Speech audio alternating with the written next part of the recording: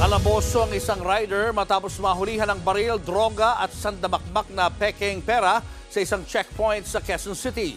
Nagtangka pang tumakas ang suspect pero sumemplang kaya naabutan ng mga pulis. Nasa frontline ng balitang yan si Hannibal Talete. Hindi na nakaporma ang 31 anyos na lalaking ito nang arestuhin ng mga operatiba sa Novaliches, Quezon City. Walang suot na helmet ang rider nang dumaan sa mga checkpoint ng mga pulis. Pero nang parahin, nagtangka itong tumakas hanggang sa abutan ng mga parak. Nung pina-flag down siya, nag-slow down naman siya. Pero nung pagtapat, binirit niya yung kanyang motor. Out of balance siya, kaya siya nahuli roon.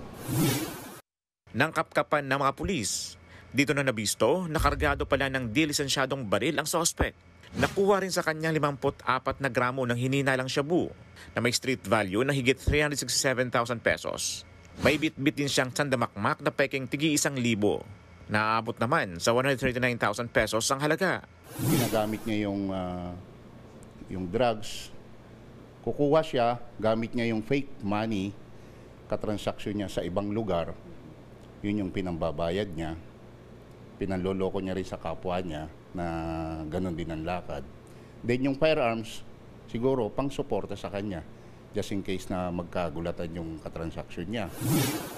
Ayon sa mga pulis, distributor ng droga sa Malabon, Caloocan, Valenzuela at Quezon City ang suspect. Dati na rin siyang nakulong dahil sa kasong pagnanakaw at frustrated murder sa Malabon.